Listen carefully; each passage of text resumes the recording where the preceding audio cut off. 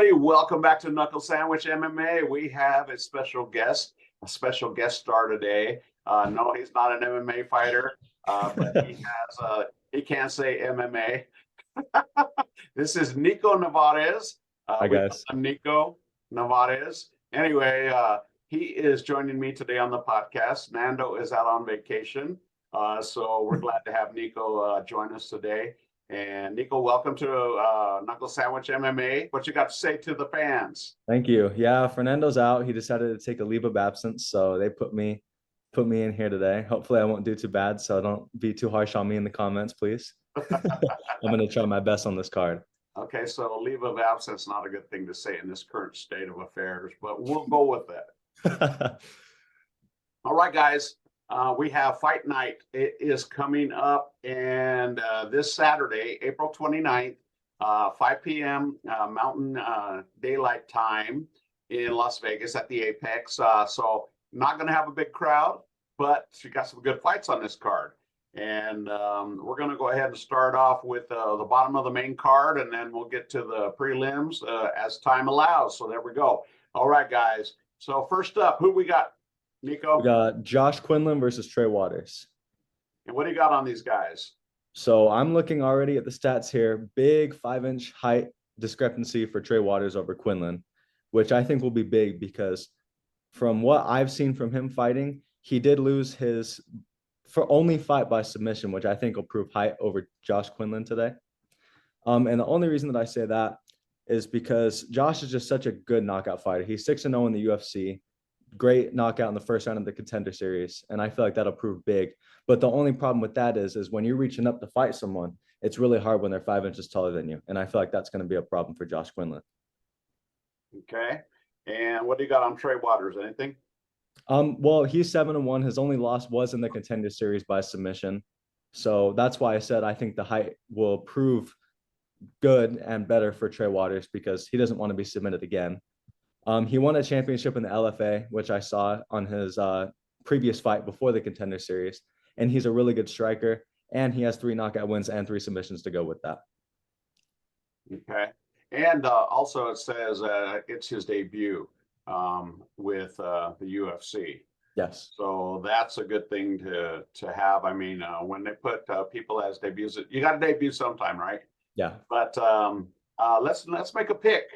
That's what Nando and I always do. Let's make a pick. And I'm going to tell you first and foremost, I like Josh Quinlan's style. He's a pretty exciting fighter. And Trey Waters, of course, I don't have any experience with. But what I do know about Quinlan is I like his style. So I'm going to go with him as having 6-0 record with a debut. Of course, you know, the debuts, they want to show up and show out. Yeah. So we'll see what happens there. But I'm going to go with Quinlan. What do you got? I think I'm going to take Trey Waters just because of his debut. I mean, like I said, his only loss is by submission. And it was, it wasn't the greatest fight. I did watch that fight last night. But I think just because of his height and how much reach, I mean, a 5-inch reach advantage, I just don't feel like he loses this fight. He's hungry and he wants to win and show he's in the UFC for a reason. Okay. Let's move on to the next fight on the card. This is Marcos Rogerio de Lima versus Waldo Cortez Acosta. And both of these guys, de Lima is from Brazil and Acosta is from the Dominican Republic. And this one is a heavyweight bout. What do you got on these guys? Yeah. I'm honestly surprised that Cortez Acosta is an underdog in this fight because he's 9-0. He's looked really good. I mean, last fight, he's had 3 wins. 3 of his 5 wins have been by knockout. He's on a 5-win streak. I mean, he just looks great. He's taller, stronger, longer reach. I mean, the age discrepancy is really big right there because he's 37, Cortez is 31. I mean, age proves a lot in the UFC, and I feel like De Lima's on his way out. But De Lima did win his last fight by submission, so that could be a problem for Cortez Acosta. Okay. I'm looking at De Lima on this one to win because he moves forward. He always moves forward, and that tends to throw people off if they're not used to fighting on the back foot and moving backwards. He's not the fastest. Neither one of them are super fast, but they're heavyweights, so you don't really expect that. Yeah. But I think the forward motion and the way that he won the last fight is a key to this. I think he's going to pin Acosta up against the fence. I think he's going to work some blows in there. I haven't seen him really throw like elbows or anything like that, so I'm not too concerned with that. I think he's going to throw punches and then try and take him down and use the ground and pound from there. So I'm going to pick De Lima on this one. Who you got? I think I'm going to go opposite with you again. I just think Cortez Acosta has so much power. I mean, just looking at his previous fights, I mean, just knockout, just constantly just beating people to the ground. And I feel like De Lima with his age is really going to show in this fight just due to the sheer power that Acosta has. So yeah, I'll take Acosta in this one. Again, just differentials. You shouldn't go against me, man. That's all I'm saying. All right, next up, we have a featherweight bout, and one of my personal favorite fighters has been around the game for a while. He's even been cut by the UFC and came back, won some fights in the regional circuit, proved himself, came back, and has been doing very well, even though his last fight was a loss. This is Julian Erosa, and we got another debut on this card for Fernando Padilla, and Rosa is United States and Padilla is Mexico. What do you got on these two guys? I'm excited to see Fernando Padilla fight. I was looking at him last night and he looks really good. Last fight was his Fury FC champion, which he won by knockout. And he's also a very good submission artist as well. Great on the ground. But also, like you said, with Rosa, he's a veteran. He knows what he's doing. I mean, 39 professional fights and he's 33. That's impressive. I mean, if you're able to be cut and come back in the UFC, that's big. But he's also a really good fighter. He fought 3 times in 21, 2-1 record. He had a knockout, and he's also very good on the ground as well. So I think it should be a pretty good ground fight. I think if it stays on the feet, Erosa will win. But if Padilla is able to get it to the ground, I think he's got a good chance there. Okay. So I'm going to let you go first and pick a winner on this one, and then I'll go after you. Well, I love a good debut artist, so I'm going to take Fernando Padilla. And like I said, I just feel like when you're hungry, it's better to fight because you're going for something. Erosa's been in the league for so long. Some could say that he is comfortable. He is coming off a win. So, I think loss. Oh, he is. Sorry. My apologies. Yeah. I messed that up on my notes. But I feel like Pelias overall is just going to be the younger, more energetic fighter, and I think he's going to win today. Okay. I think even though this fight is happening at the Apex, Padilla is going to freak out under the lights and the cameras and everything, and Rosa is going to take advantage of that. And I think Padilla is going to try too hard, overreach, overextend, overcommit, and then Julian Rosa, with his experience, is going to make him pay one way or another. And the thing I like about Erosa, he doesn't quit. A lot of fighters, as they get along in their careers, if they get stung, if they get hurt, you start to see them fold more often than not. They start kind of quitting, like, why am I here? Why am I doing this?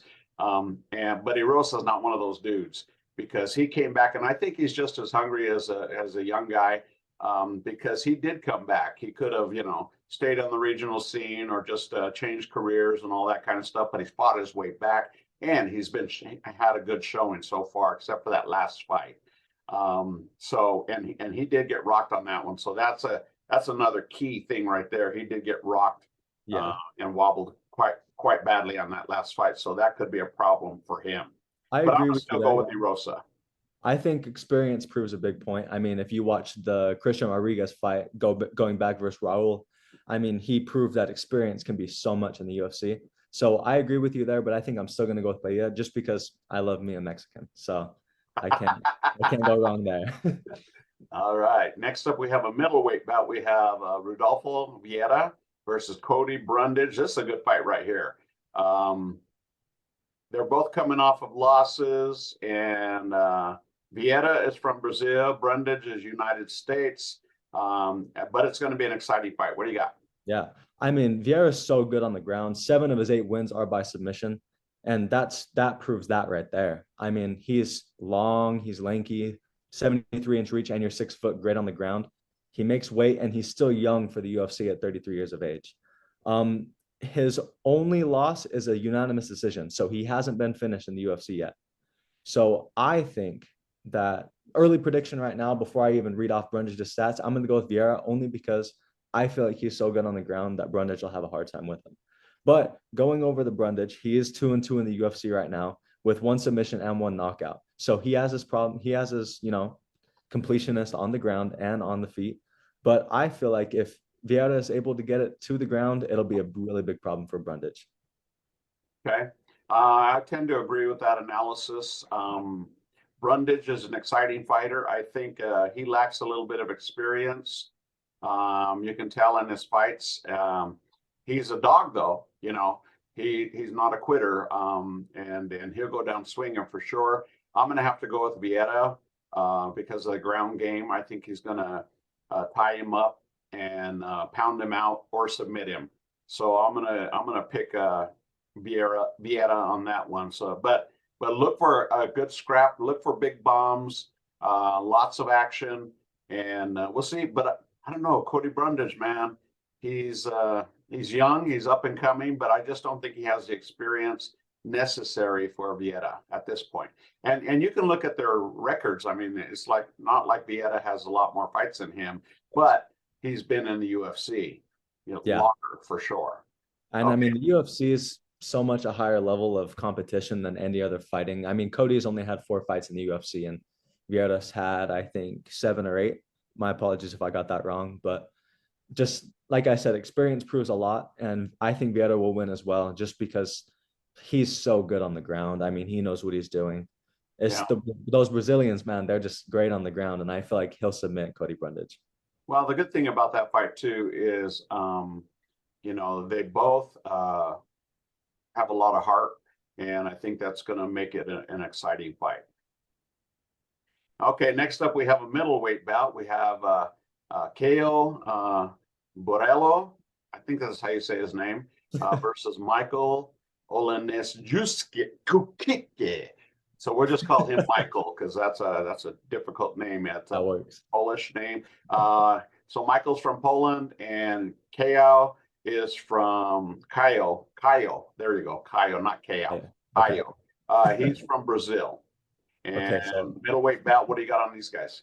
I'll go with Caio because I don't know how to say his last name either. But he is coming into the UFC newer, but he hasn't lost since 2015 in any of his professional fights. He had a technical draw, but besides that, no losses. He is coming off apologies, where are my notes here? He is coming off 2 Contender Series wins, which put him in the UFC, and he has 3 UFC wins, 1 by knockout, and he's a great grappler. A couple submissions under his belt. He's young, and he's also inexperienced, though, which kind of concerns me against Michael. So I'm not quite sure how he'll fare, but I feel like, as always with the Brazilians, if he gets on the ground, I feel like he'll have a good chance against Michael. But with Michael, he has excellent knockout power. He has 2 wins in a row by knockout and 3 of his last 4 by knockout. So if he keeps it up on the ground, he can just beat him, hammer, hammer, hammer. He's got such great strength.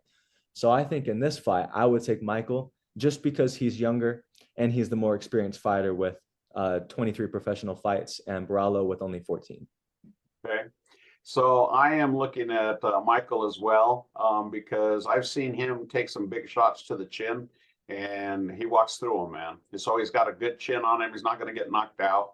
But I've also seen him, I don't want to say grapple, but his takedown defense is not bad at all. He's able to move, get out of the way. But I think he's one of those guys also that moves forward. So I can see him going and pushing Caio around the ring. Oh, Nico had to step away.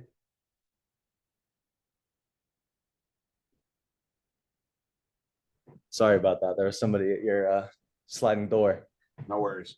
Okay, so as I mentioned, I'm going to go with Michael because I think he's got more power, and I have seen Caio rocked before. Good fighter on the ground though, but I'm gonna pick Michael on that one. I think I'll also take Michael as well. I'm honestly surprised that he's Barala's an underdog, or he's an underdog. My apologies, because I mean, Barala's only had a couple fights in the UFC, and he's minus 370. So maybe Vegas knows something that we don't. Yeah, well, he's got a good ground game. There's no doubt about that. All right, next up we have the main fight of the card, the bantamweight bout with Song Yadong versus Ricky Simon. This is a great matchup. I think the Mick Maynard and team and Dana White and those guys, this is a really good fight. Going to be super competitive. I know Song Yadong lost his last fight, but it was a knockdown, bloody brawl. Very, very good fight. And Ricky Simon coming off a win. I like Ricky Simon a lot. He's super exciting, but I think that he really has to win this fight. And I'm not talking about anything as far as being cut from the UFC. That's not what I'm getting at. But I think he needs to win this fight because he's been in bigger fights before that wasn't able to get over the hump, and I think this will prove a lot to him. Both of them are in the same position. They both got to win, and they're both facing very tough opponents in each other. So Song Yadong's from China, and Ricky Simon is United States. What do you got on these guys? Well, like you said with Yadong, he came off a doctor stoppage in the last fight. His eye was just a bloody mess, a huge gush on the side, which unfortunately stopped the fight. But I still think regardless, he looked pretty good. It was a good scrap fest. And he does have something to prove, like you said, coming off a loss, especially with the doctor stoppages. It hurts. He is 3-2 in his last 5 fights, though. So I think this is a must win for Song Yadong. He is good knockouter, and he has a good submission game as well. I feel like he would look to keep this fight on the ground, whereas Simon, he's a good grappler and a submission artist as well, and he's on a 5-fight win streak, 2 submissions and 1 knockout in his last 5. I think Simon is looking to move up in the rankings with this fight. Like you said, this is just an absolute must win for both of them. Unfortunately, only one can win. I just feel like Yadong's more hungry though. And the only reason that I say that is because doctor stoppage sucks. You want to keep fighting if you can keep fighting. And when the doctor tells you can't, that hurts. So I would look for Song Yadong to win this fight by either submission or unanimous decision. Okay. So I disagree with you on I think Simon is definitely the better grappler and wrestler. They both can throw punches. They're both very quick. I think Yadong moves his head better. I think he's able to be a little more elusive on the punches. Simon, but if Simon gets you on the ground, man, he's a workhorse. He can do transitions, chain wrestling, move around on the ground, keep things going, and not let you up, even if you're trying to change positions or scramble out of situations. He's really good about adapting to that. Yadong is not a slouch either on the ground, but Simon definitely has the advantage there. And I think eventually, if he feels like he's getting out punched by Yadong, he's going to go and attempt to take down or 2 or 3. So I'm going to go with Simon on this one.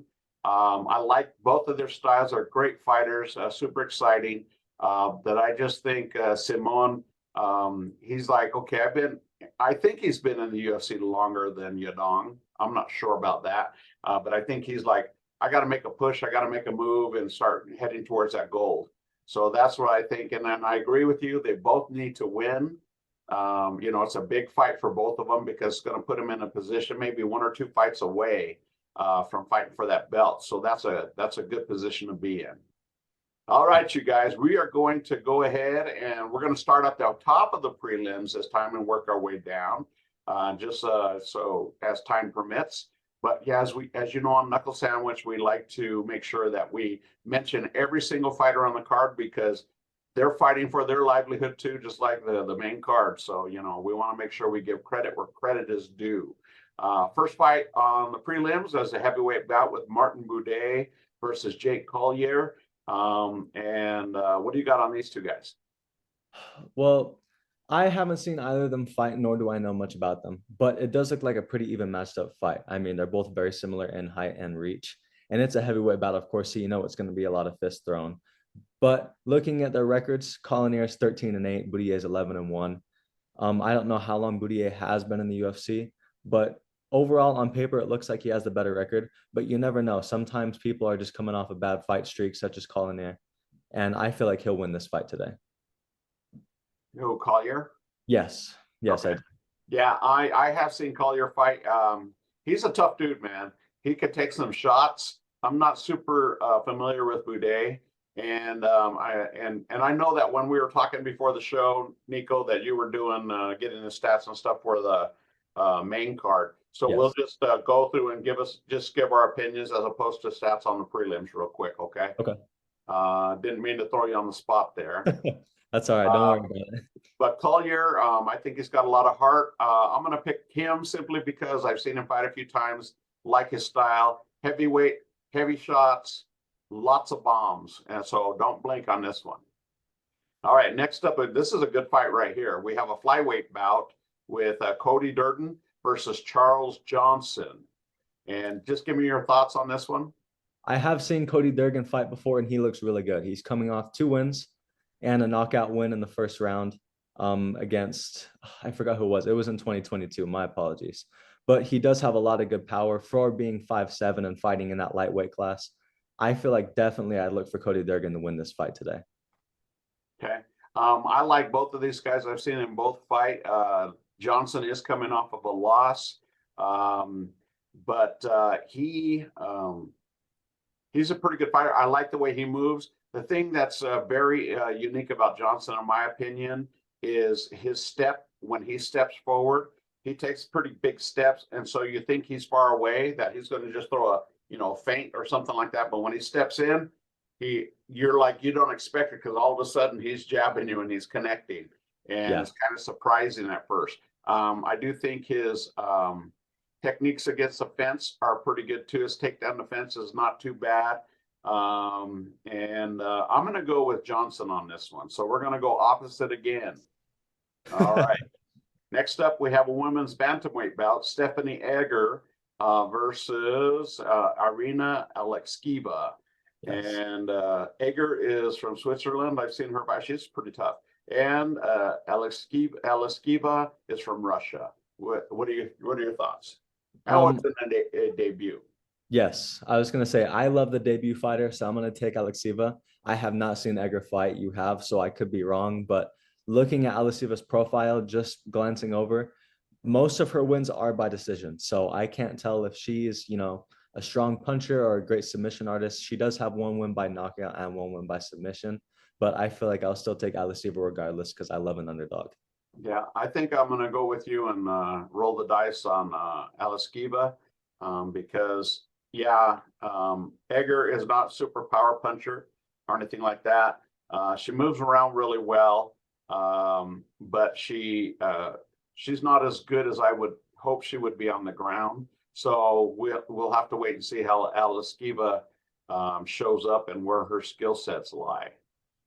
All right, next up we have a bantamweight bout, and this is one of my favorite fighters, Brian Kelleher versus Journey Newsom, and they're both excellent fighters. This is going to be a sleeper hit, and I wouldn't be surprised if one of these guys walk away with 50K.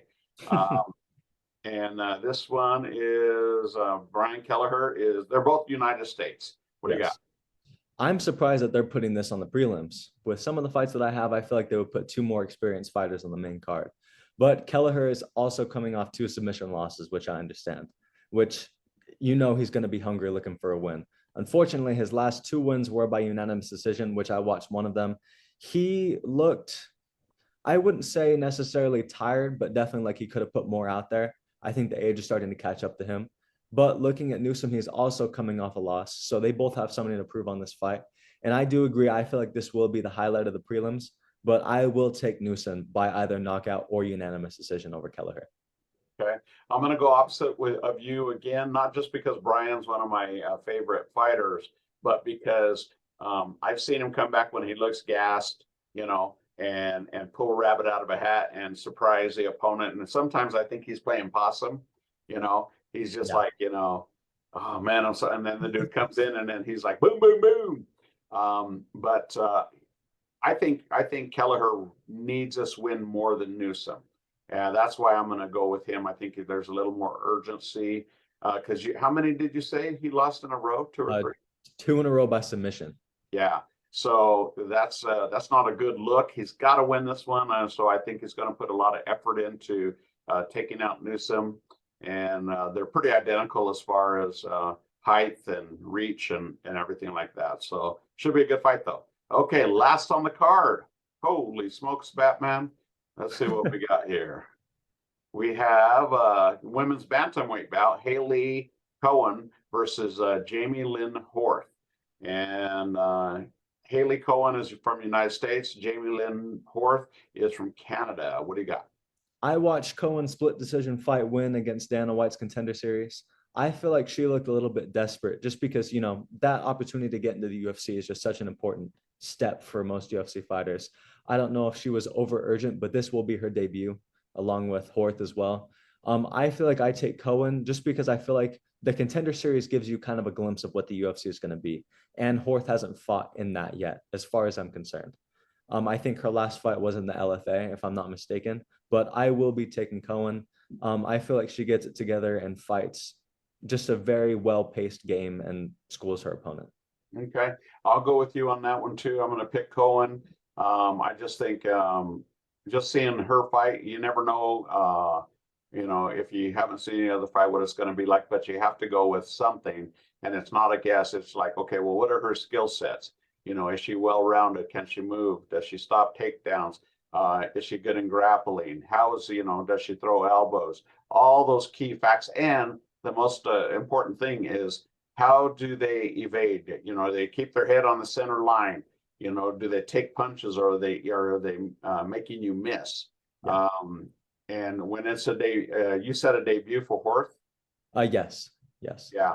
So I don't know, man, but I think just what I've seen with Cowan, I'm going to go with her for the win on that one. It's probably going to be a decision, though. I don't think they're going to finish that fight. I agree. All right, you guys. So this is a UFC Fight Night Song versus Simone. That's going to be a good card. It's on Saturday, April 29th, 5 p.m. Mountain Daylight Time at the Apex in Las Vegas, Nevada. Just so you know, hey, Nico, tell the viewers where we're going in July. Well, hopefully we're going to UFC 290, seeing the stat card that they got with all the fights they've been putting on there. That should be exciting. I mean, when you have Robbie Lawler on the prelims, you know that's a stacked fight. So hopefully we should be heading there in Vegas on July 8th. Yeah, I'm looking forward to that Lawler fight. He's one of my favorite all-time fighters as well, because he brings it all the time. Anyway, so Nico, thank you for joining us, and appreciate your information and your stats on the fights and the card and your input. You guys, we want you to like, share, and subscribe. Knuckle Sandwich MMA, and Nando will be back next week. And if you guys like Nico, let us know in the comment section, because we'll have him back too. I thought he did a good job, and thank you again, Nico, for your time. And we'll see you guys on the flip side. Ciao for now. Thank you.